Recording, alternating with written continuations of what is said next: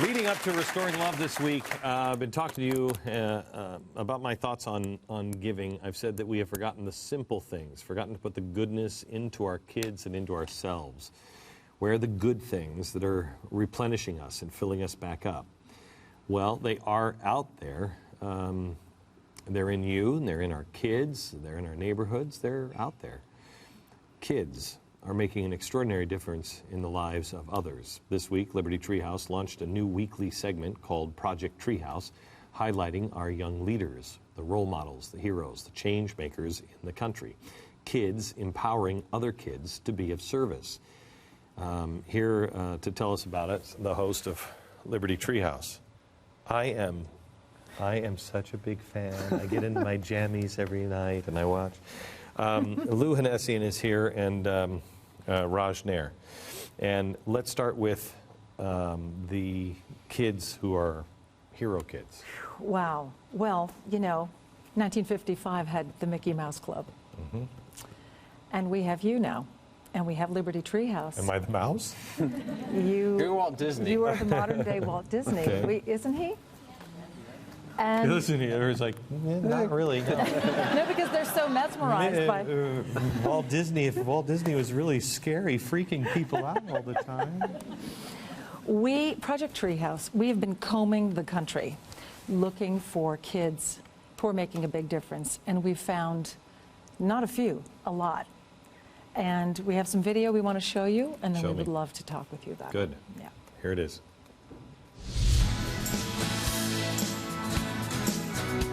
Hi, I'm Shannon McNamara. I founded SHARE, a nonprofit organization that's dedicated to empowering girls in Africa through education. I was always involved with helping kids with cancer ever since I was little. And when I met Sari, we both knew that we had this passion to find the cure. We decided, well, let's not just stand here and watch pediatric cancer happen. Let's take a stand and make a difference. So we talked and we came up with the idea of $1. And we thought, what better way than to create a charity called the $1 Campaign.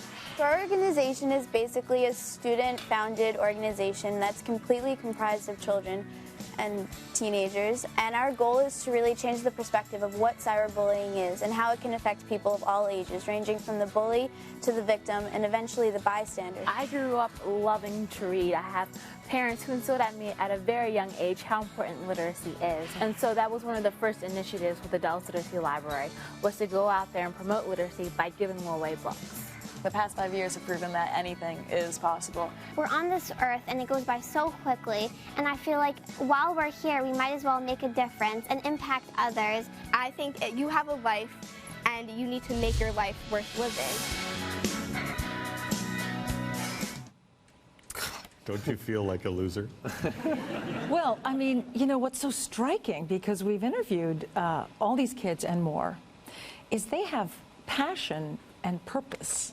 Mm-hmm. They wake up in the morning and they're in pursuit of something bigger than them. So these aren't random acts of kindness, although those are wonderful. They're living lives of kindness.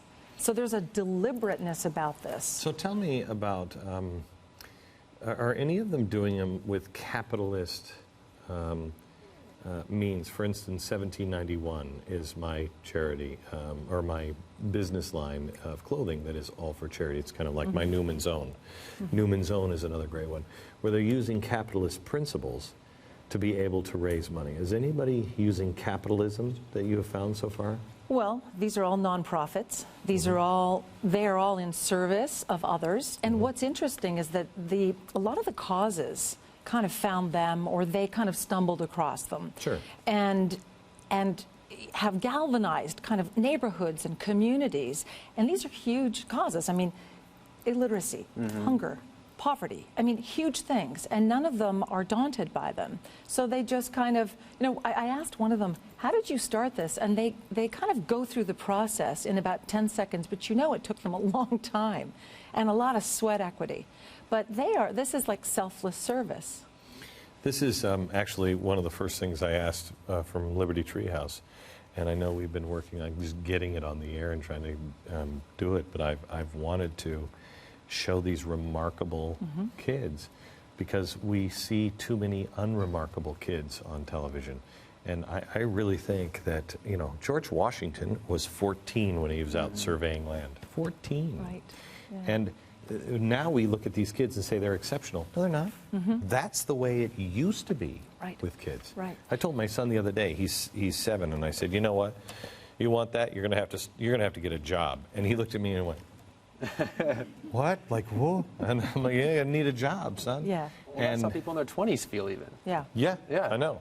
He's 7 by the time I will break him of it by 8. Yeah. But you know what's interesting? One of the kids that was in that piece, she said that they want to create a chain reaction of giving, and that the way they do it, this is what's so amazing to us. We're going to be doing this as a weekly segment, and it's to highlight this, this ripple effect, because these kids each tell us that they want nothing more than to get up in the morning and inspire another child, another kid.